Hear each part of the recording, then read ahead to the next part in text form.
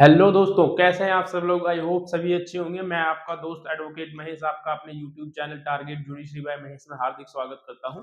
आज हम स्टार्ट करने जा रहे हैं माइनर लॉ की एक सीरीज जो कि बहुत इंपॉर्टेंट होने वाली है जुडिशरी के पर्सपेक्टिव से और एडीपीओ या फिर पीपी के एग्जाम जितने भी होते हैं उनके पर्सपेक्टिव से, क्योंकि माइनर लॉज जो होते हैं वो हर एग्जाम में पूछे जाते हैं। इस सीरीज में जो है हम कंप्लीट माइनर लॉज जो होंगे जितने भी आते हैं एग्जाम में, जिसमें से लिमिटेशन एक्ट हो गया, प्रोहिबिशन एंड ऑफेंडर एक्ट हो गया, डीवी एक्ट हो गया, पॉक्सो एक्ट हो गया, जेजे एक्ट हो गया, और भी बहुत सारे एक्ट जो भी माइनर लॉज के होंगे उनको जो है हम इसमें कवर करेंगे। इसकी शुरुआत जो है हम लिमिटेशन एक्ट से स्टार्ट करेंगे और लिमिटेशन एक्ट को इसकी जो सीरीज होंगी वो मैक्सिमम एक सब्जेक्ट की 10 से 15 दिन की, मैक्सिमम 10-15 दिन की वीडियो जो होंगी, महीने में कम से कम 2 एक्ट जो होंगे हम उनमें कंप्लीट कर लेंगे। अभी जो है हमारी साथ-साथ में जो है बीएनएस की सीरीज चल रही है, क्योंकि बीएनएस एक मेजर लॉ है तो उसकी साथ-साथ में जो है माइनर लॉज की सीरीज ही अच्छी होगी। इस वजह से जो है मैंने माइनर लॉज की सीरीज स्टार्ट करी है। ठीक है, तो आज हम जो पढ़ाएंगे वो पढ़ाएंगे हम लिमिटेशन एक्ट 1963 के। ठीक है, आज हम स्टार्ट करेंगे लिमिटेशन एक्ट 1963। Limitation Act 1963। अच्छा, सबसे पहला सवाल तो यही होता है जब भी हम किसी एक्ट को स्टार्ट करते हैं कि पहला तो यही है कि ये एक्ट आया ही क्यों, इसकी आवश्यकता ही क्यों पड़ी। तो इसकी आवश्यकता इसलिए थी क्योंकि लिमिटेशन एक्ट जो होता है वो डिसाइड करता है कि आपकी अपील, आपकी सूट, ठीक है, आपके एप्लीकेशन का जो टाइम पीरियड होगा वो आप जो है कितने दिनों के अंदर जो है आप डाल सकते हो उसको। इससे क्या होता है कि इससे जो कोर्ट पर जो बर्डन्स होता है केसेस का वो कम होता है। कम कैसे होता है? अब मान लीजिए कि कोई व्यक्ति जो है जिसका टाइम पीरियड, मान लीजिए कोई सिविल सूट है प्रॉपर्टी का जिसमें 12 साल तक का कोई टाइम पीरियड था, 3 साल तक का था, अब कोई व्यक्ति 20 साल बाद आ रहा है, तो इसका मतलब ये तो नहीं है कि वो कभी भी आ जाएगा, कभी भी मुंह उठा के जो है कोर्ट चले जाएंगे, ये तो हो नहीं सकता पॉसिबल। तो उसी के लिए जो है, ताकि जो है कोर्ट्स पर बर्डन ना पड़े, उसी के लिए लिमिटेशन एक्ट लाया गया, ताकि एक लिमिटेशन के अंदर अंदर जो है एक कोर्ट में प्रॉपर सूट फाइल हो सके। तो ये जो है 1963 में जो है ये आया था, और एक एक एक 1964 को जो है ये कंप्लीट रूप से जो है एनफोर्स हुआ था। ठीक है, और ये इसका जो इफेक्ट होता है वो रेट्रोस्पेक्टिव इफेक्ट होता है, मतलब कि इसका भूतलक्षी प्रभाव होता है। ठीक है, एक होता है भविष्यलक्षी, एक होता है भूतलक्षी। भूतलक्षी ज्यादातर लॉज जो होते हैं तो वो जो होते हैं वो भविष्यलक्षी होते हैं, मतलब आगे से स्टार्ट होते हैं जिस डेट से वो आए। लेकिन ये जो एक्ट है लिमिटेशन एक्ट, ये बैक डेट से भी अप्लाई होगा। मतलब कि मान लीजिए कि ये 1963 में आया और 1962 में जो है कोई ऑलरेडी कोई शूट चल रहा था, अब उसका टाइम पीरियड जो है ऑलरेडी 1 साल निकल चुका है, जबकि ये 1963 में, जैसे मान लीजिए 3 साल का किसी का टाइम पीरियड है according to the Limitation Act 1963, लेकिन कोई शूट जो है ऑलरेडी 1962 में जो है लोअर कोर्ट से डिसाइड हो गया था और उसकी अपील का टाइम पीरियड या उसके एग्जीक्यूशन का टाइम पीरियड 3 साल था। तो अब जो ये टाइम पीरियड होगा ना, यहाँ पे इसका 1 साल जो है एक्सक्लूड कर दिया जाएगा, बिकॉज क्योंकि इसका जो इफेक्ट होता है लिमिटेशन एक्ट का वो रेट्रोस्पेक्टिव इफेक्ट होता है, भूतलक्षी जो है इसका प्रभाव होता है। तो इसका मतलब ये जो है बैक डेट से अप्लाई होगा। ठीक है,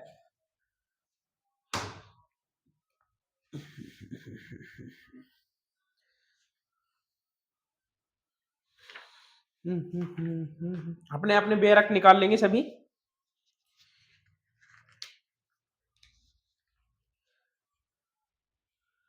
देखिए, पहले लिमिटेशन एक्ट को पढ़ने से पहले जो प्री के हिसाब से इंपॉर्टेंट है उनको ध्यान रखेंगे। सबसे पहले इसका एक्ट नंबर। ठीक है, ये जो होते हैं एग्जाम में पूछे जाते हैं, छोटे छोटे सवाल है पूछे जाते हैं। इसका एक्ट नंबर है 36 ऑफ 1963। ठीक है, एक्ट नंबर 36 था 1963 का। अब बात करते हैं कि ये आया कब और ये एनफोर्स कब हुआ। ठीक है, इसमें पार्ट कितने हैं, सेक्शन कितने हैं? इसमें part and section and schedule. ठीक है, और क्या है, इनेक्टेड और कमेंसमेंट डेट।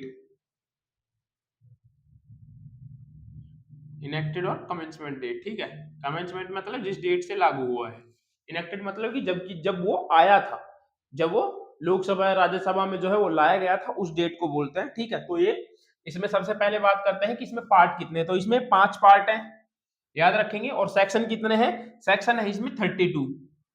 इसमें 32 सेक्शन है। शेड्यूल भी इसमें एक शेड्यूल दे रखा है, जिसमें हम पीछे जब हम पढ़ते हैं तो उसमें क्या दे रखा है, टाइम पीरियड दे रखा है कि कौन सा सूट या एप्लीकेशन को कितने टाइम पीरियड के अंदर अंदर आएंगे, वो सब जो है शेड्यूल 1 में बता रखा है। अब इसको जो इनेक्टेड डेट होती है वो इनेक्टेड डेट थी 5 अक्टूबर 1963। ठीक है, याद रखेंगे 5 अक्टूबर 1963। और जो इसकी कमेंसमेंट डेट थी, जिस डेट को ये जो है ऑल ओवर इंडिया पर अप्लाई हुआ, लागू हुआ, वो डेट थी 1/1/1964। ठीक है, याद रहेगा। तो ये जो है प्री के हिसाब से इंपॉर्टेंट होता है, पूछ लेते हैं, आपको सारी चीजें याद होनी चाहिए। इसका act number, part, section, schedule, enacted और कमेंसमेंट डेट क्या है और क्या नहीं है, ये सारी चीजें जो है आपको याद होनी चाहिए। अब बात करेंगे कि इसमें जो है इसके पार्ट्स के बारे में, इसके 5 पार्ट कौन कौन से होते हैं। ठीक है, पहला जो पार्ट है इसका, पार्ट्स के बारे में बात करेंगे। पार्ट 1 मतलब कि आप चैप्टर नंबर 1 बोल लीजिए, चैप्टर 1, जिसका नाम है प्रिलिमिनरी, प्रारंभिक बोलते हैं इसको। ठीक है, प्रिलिमिनरी, जो कि 1 से लेकर के कहां तक है, 2 तक। 2 तक ही है ना, खोलो।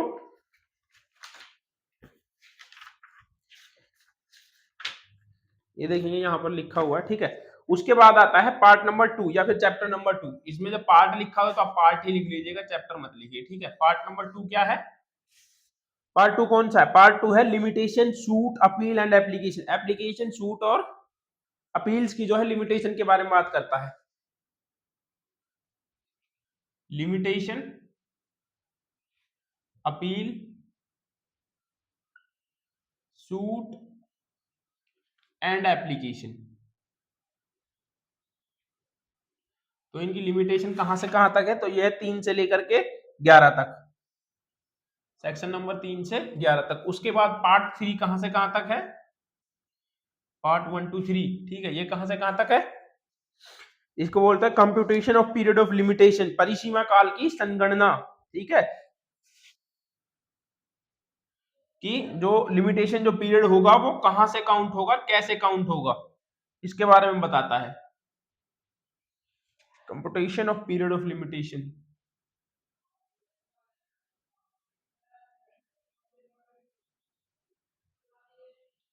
ये कहां से कहां तक है, ये 12 से स्टार्ट होता है और कितने तक है, 24 तक, 12 से लेकर के 24 तक। उसके बाद आते हैं पार्ट 4 पर। पार्ट 4 कहां से कहां तक है, पार्ट 4 का नाम है acquisition of ownership by possession, कब्जे द्वारा स्वामित्व का अर्जन। ठीक है,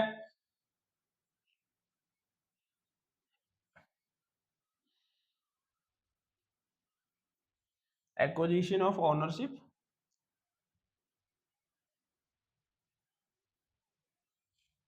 बाय पोजेशन,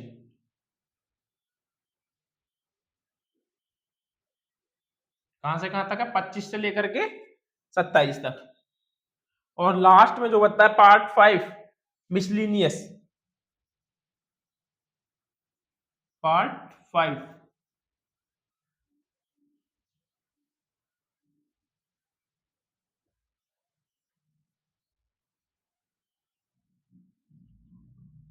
हिंदी में बोलते हैं प्रकीर्ण, प्रकीर्णी बोलते हैं ना। हाँ, ये कहां से कहां तक है, ये 28 से लेकर के कितने तक है, 32 तक। ठीक है, और लास्ट में जो एक शेड्यूल बचता है, लास्ट में जो शेड्यूल है वो देखो, जब आप निकालोगे तो ये जो लास्ट लास्ट में आपको दिख रहे हैं ना, ये जो टाइम पीरियड्स आपको दिख रहे हैं, ये सारे इस शेड्यूल के ही पार्ट है। ठीक है, ये सारे इस शेड्यूल में है, जिसमें 10 पार्ट्स हैं, इसमें भी शेड्यूल में भी। अब बात करते हैं कि लिमिटेशन एक्ट कहां कहां पर जो है अप्लाई नहीं होता। हमने ये तो पढ़ लिया कि लिमिटेशन एक्ट कहां कहां पे अप्लाई होता है, लिमिटेशन एक्ट पढ़ लिया, मतलब इसका पार्ट 2 यही बताता है कि लिमिटेशन एक्ट कहां अप्लाई होता है। लिमिटेशन एक्ट कहां पर, अपील्स पर, सूट पर एंड एप्लीकेशंस पर, इन 3 जगहों पर जो है लिमिटेशन एक्ट अप्लाई होता है। और अब बात करेंगे हम कि लिमिटेशन एक्ट कहां कहां पर जो है अप्लाई नहीं होता है। ठीक है, आप लोग ये उतार लेना अच्छे से वीडियो पॉज करके,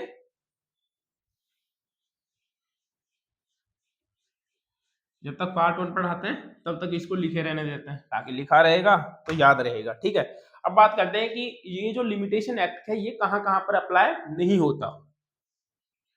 नॉट अप्लाई। ठीक है, किस किस चीज पर जो है अप्लाई नहीं होता। फर्स्ट आप लोग बताइए कि क्या रिट पिटीशन पर जो है लिमिटेशन एक्ट अप्लाई होता है? तो रिट पिटीशन पर लिमिटेशन एक्ट अप्लाई नहीं होता, क्योंकि रिट जो होती है वो आर्टिकल 32 के तहत जो है जब ही डाली जाएंगी जब हमारे फंडामेंटल राइट का वायलेशन होगा या फिर हम किसी एक्ट को कराएंगे, तो उसके लिए तो कोई टाइम पीरियड होता नहीं है। ठीक है, रिट पिटीशन पर। सेकंड सेकंड कहां पर है? एक होता है क्वासी जुडिशियल प्रोसीडिंग्स पर, आगे बताएंगे कि ये क्या होते हैं। ठीक है, अभी आप ये जानिए कि कहां पर जो है ये अप्लाई नहीं होता। क्वासी जुडिशियल प्रोसीडिंग्स पर जो है ये अप्लाई नहीं होता। थर्ड थर्ड ये कहां पर अप्लाई नहीं होता? थर्ड ये वायलेशन ऑफ फंडामेंटल राइट, मतलब कि फंडामेंटल राइट का यदि किसी का वायलेशन होता है तो ये वहां पर भी अप्लाई नहीं होता। आप इसको रिट पिटीशन में भी शामिल कर सकते हैं, अदरवाइज अलग से भी लिख सकते हैं। क्रिमिनल केस और एडमिनिस्ट्रेटिव प्रोसीडिंग, और लास्ट में जो इंपॉर्टेंट बचता है इसमें आप एडमिनिस्ट्रेटिव प्रोसीडिंग लिखिए। एडमिनिस्ट्रेटिव प्रोसीडिंग, और लास्ट में जो बचता है ये होता है ट्रस्ट के केसेस पर। ट्रस्ट के केसेस पर जब हम लिमिटेशन एक्ट का सेक्शन 10 पढ़ेंगे तो उसमें जो है ये हमें बताएगा कि ट्रस्ट केस पर जो है ये अप्लाई नहीं होती, क्योंकि ट्रस्ट केस में ये पता नहीं चल पाता कि फ्रॉड जो है कब से हुआ है। मान लीजिए किसी ट्रांजैक्शन को लेकर के फ्रॉड है और जो ट्रस्टी है वो एक लंबे समय से जो है उस ट्रस्ट का ट्रस्टी बना हुआ है, तो अब आप ये कैसे पता करोगे कि ये जो फ्रॉड है कब से हो रहा है? तो उसके लिए भी जो है कोई टाइम पीरियड नहीं होता है। मान लीजिए कि कोई फ्रॉड जो है वो 1/1/1964 से स्टार्ट हुआ, ठीक है, लेकिन उस फ्रॉड के बारे में जो है पता कब चला? 1/1/1980 में। अब कोई इतने समय से जो है वो क्या था, उस ट्रस्ट का ट्रस्टी बनकर के जो है फ्रॉड कर रहा था, लेकिन पता उसका कितने 16 साल के बाद चला था। तो क्या यहाँ पर टाइम पीरियड होना चाहिए था? यहाँ पर टाइम पीरियड यदि होता तो इतने टाइम पीरियड के अंदर तो जो है ये क्या हो जाता, ये समाप्त हो जाता और टाइम पीरियड निकल जाता, क्योंकि पता ही नहीं चला। ठीक है, तो यहाँ पर जो है कोई टाइम पीरियड नहीं होता है, क्योंकि इसमें ट्रस्टी का पता नहीं चल पाता है, और ना ही फ्रॉड्स का, क्योंकि ट्रांजैक्शंस का जब हम देखते हैं तो उसमें टाइम पीरियड नहीं होता है। और दूसरी इंपॉर्टेंट बात जो है, जब हम लिमिटेशन एक्ट को देखते हैं तो लिमिटेशन एक्ट जो है ना वो ये कहता है अपने आप में कि लिमिटेशन एक्ट कि यदि कोई लिमिटेशन के अंदर नहीं आता तो उसकी जो रेमेडी होती है वो समाप्त हो जाती है, बट उसका जो राइट होता है वो समाप्त नहीं होता। ठीक है, अब ये क्या है? लिमिटेशन एक्ट में रेमेडी समाप्त होती है, राइट नहीं।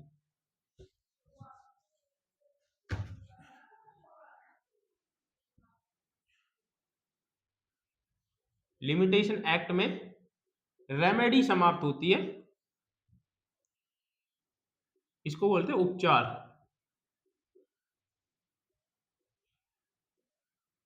उपचार समाप्त होता है पर अधिकार नहीं, पर राइट नहीं।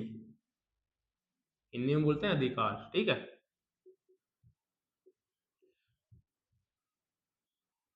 अधिकार। अच्छा, ये लाइन क्यों बोली जाती है कि लिमिटेशन एक्ट में जो है रेमेडी समाप्त होती है? लिमिटेशन एक्ट में रेमेडी इसलिए बोली जाती है कि यदि मान लीजिए कि आपने जो है किसी व्यक्ति को लोन दिया था 10 लाख रुपए का, ठीक है, 10 लाख का आपने लोन दिया था।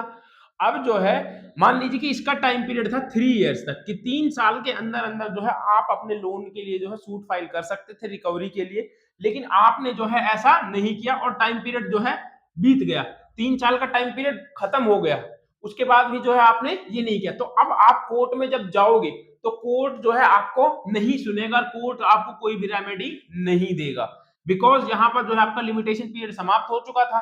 तो समाप्त होने की वजह से आपकी रेमेडी समाप्त हो गई, परंतु आपका राइट समाप्त नहीं हुआ। राइट मतलब इन 10 लाख रुपए को लेने का आपका अधिकार जो है अभी भी बना हुआ है, वो आपका खत्म नहीं हुआ है। बना हुआ है मतलब कैसे कि यदि जिसने आपको पैसे, आपने जिसको पैसे दिए थे वो व्यक्ति आपको आगे से आकर के पैसे देना चाह रहा है, पैसे दे रहा है, तो आपका जो है उन पैसों को लेने का राइट है। या फिर आप कोर्ट के अलावा भी जो है किसी और तरीके से जो है इन पैसों को जो है ले सकते हैं, इन पर जो है आपका राइट बनता है, क्योंकि यहां पर सिर्फ आपकी रेमेडी खत्म हुई थी, राइट खत्म नहीं हुआ था। राइट जो होता है वो प्रॉपर्टी के केस में जब हम सेक्शन 27 पढ़ेंगे तो सिर्फ उसमें समाप्त होता है, अदरवाइज किसी में भी समाप्त नहीं होता। उसमें भी कैसे होता है, पोजेशन वाले केस में जो होता है 12 साल तक का टाइम पीरियड होता है। यदि आप 12 साल तक के टाइम पीरियड के अंदर अंदर कोर्ट के पास आओगे ठीक है। तो जो है तभी आपको उसमें रेमेडी और राइट्स दोनों मिल जाएंगे। यदि 12 साल के बाद आप करते हैं तो ना उसमें आपके रेमेडी मिलती है ना ही आपके राइट बचते हैं। तो ये तो जब सेक्शन 27 आएगा तब हम बताएंगे। आई होप ये जो होगा आपके समझ में आ गया रेमेडी और राइट्स के बारे में। रेमेडी ये थी कि आप 3 साल तक कोर्ट जा सकते थे बट आप गए नहीं, तब तक ही आपको रेमेडी मिल सकती थी। कोर्ट के थ्रू जो है आपको रिलीफ मिल सकता था, कोर्ट के थ्रू जो रिलीफ मिलता वही आपका उपचार था, लेकिन आप गए नहीं तो आपको रेमेडी मिलेगी नहीं। उसके बाद में राइट क्या होता है, राइट ये था कि आपके जो 10 लाख रुपए जो हैं उनको लेने का आपको कोर्ट के प्रोसीडिंग्स के अलावा जो भी राइट है आप उनके थ्रू जो है उनको ले सकते हैं और आपका ये अधिकार है। ठीक है।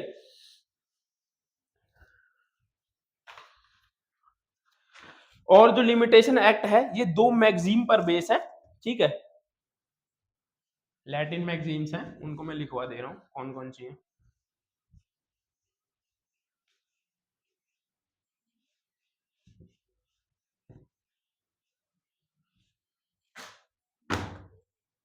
दो मैगजीन है। ठीक है, फर्स्ट है इंटरेस्ट रिपब्लिका आउटसेट फिनिश लिटियम। ठीक है, इंटरेस्ट रिपब्लिका, देखो ये लैटिन मैगजीन है तो इसमें बोलने में भी प्रोनाउंसिएशन में भी कोई गलती हो सकती है, तो आप लोग जिस तरीके से आप याद रखना चाहिए क्योंकि हमारी लैंग्वेज नहीं है उस तरीके से याद रख लेगा। ठीक है, लिथियम। और दूसरी होती है विजिलेंटिवस नॉन विजिलेंटिवस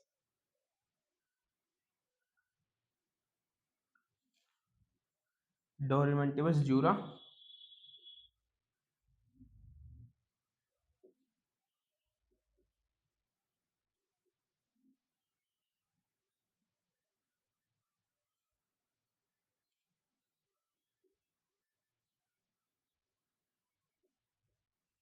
ठीक है, ये दो मैगजीन होती है। इंटरेस्ट रिपब्लिका एटसेट फिनिश लिथियम का मतलब होता है कि मुकदमेबाजी का अंत होना जनहित में है। ठीक है, हिंदी में बोलते हैं, इसका मतलब होता है मुकदमेबाजी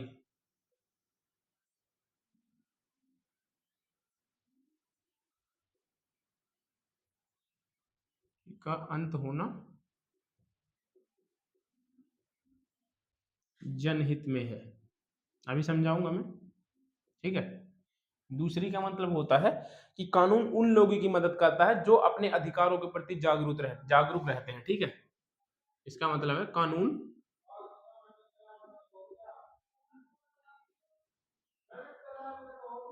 उन लोगों की मदद करता है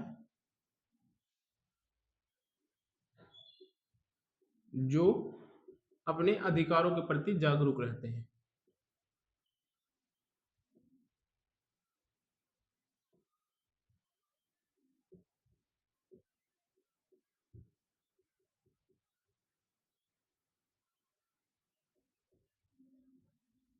ना कि उनकी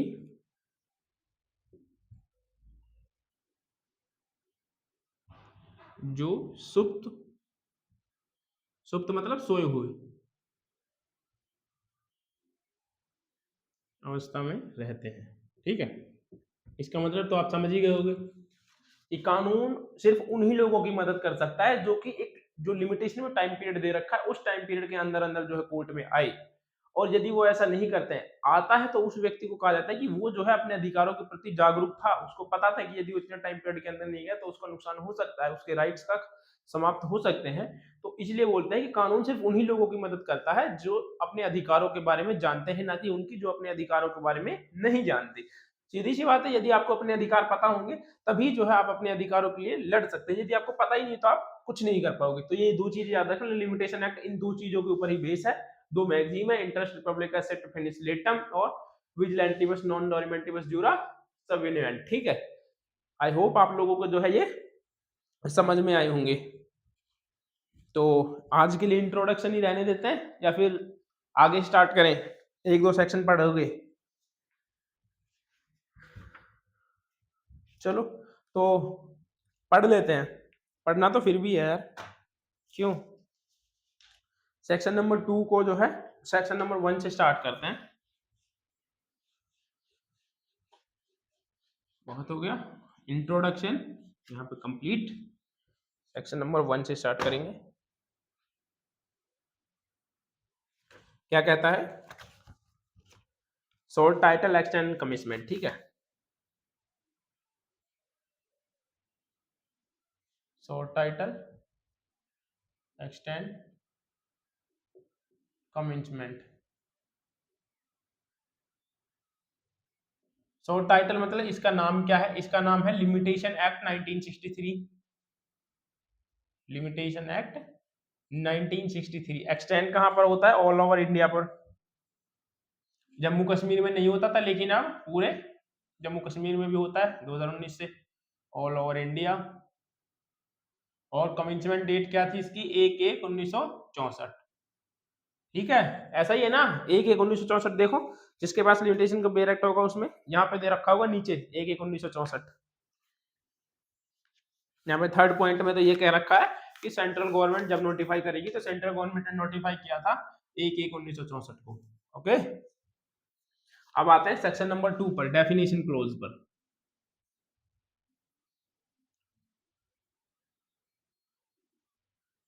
देखिए ये जो है, हम इसको थोड़ा, इस सीरीज को थोड़ा तेज स्टार्ट करेंगे, रफ्तार में ही रहेंगे, क्योंकि ऐसा, बट इसमें से कुछ छोड़ेंगे नहीं, रफ्तार में रहेंगे। इसका मतलब ये नहीं है कि इसमें से छोड़ छोड़ के आगे स्टार्ट करेंगे। आगे नहीं चलेंगे जब तक कि आपको चीजें समझ में नहीं आएंगी, प्रॉपर समझाते हुए चलेंगे। इतना भी तेज नहीं जाएंगे, बट नॉर्मल से थोड़ा स्पीड में चलेंगे, बिकॉज अभी एग्जाम्स आ रहे हैं, एआईबी का एग्जाम भी आने वाला है, तो उस वजह से जो है इसको करें। अभी तो एआईबी के फॉर्म ही भर रहे हैं, शायद से 31 लास्ट डेट है, 30 या 31। तो पहला है इसमें, सब क्लोज ए कहता है कि applicant in this act unless the content context otherwise require. First जो बात करता है वो बात करता है एप्लीकेंट की। Who is applicant? एप्लीकेंट कौन होता है? हिंदी में बोलते हैं आवेदक। आवेदक, आवेदक कौन होता है? देखिए पहला इसमें दे रखा है पिटिशनर, जो कि पिटीशन फाइल करता है, वो होता है आवेदक। ठीक है, ये बात ठीक है। अर्जीदार बोलते हैं ना हिंदी में, अर्जीदार।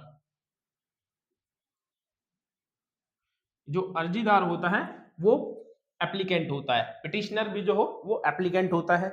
और उसके बाद कहता है सेकंड पॉइंट इसमें, any person from or through whom an applicant derives him right to apply. कोई भी व्यक्ति जो होता है, ठीक है, जो एप्लीकेंट के माध्यम से जो है अधिकार प्राप्त करता है, वो व्यक्ति। एनी पर्सन whom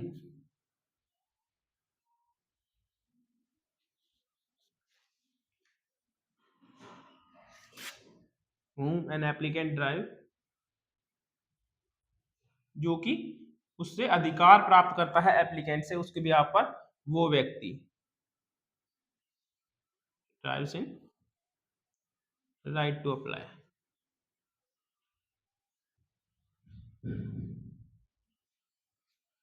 उसके बाद में थर्ड कहता है any person whom estate in represent of the applicator executor administrative or other representative, या फिर जो उसको रिप्रेजेंट करता है। जैसे कि उसमें सबसे बड़ा अच्छा एग्जांपल है इसका एलआरस का, ठीक है, थर्ड के लिए सेम ही है। बाकी इसमें अब आते हैं बी पर। इतना समझाने को कुछ ना कुछ है नहीं इसमें। जब आप कोर्ट में जाते हो तो आप फाइल जब लेते हो तो फाइल के फ्रंट पेज पर, जो आपकी खुद की फाइल होती है, उसके फ्रंट पेज पर लिखा होता है पिटिशनर, एप्लीकेंट, डिफेंडेंट, ये सब कुछ, और रेस्पोंडेंट, ये सारी चीजें जो होती है उसी पर लिखी होती है। उसके बाद आते हैं क्लोज बी, जो आवेदन।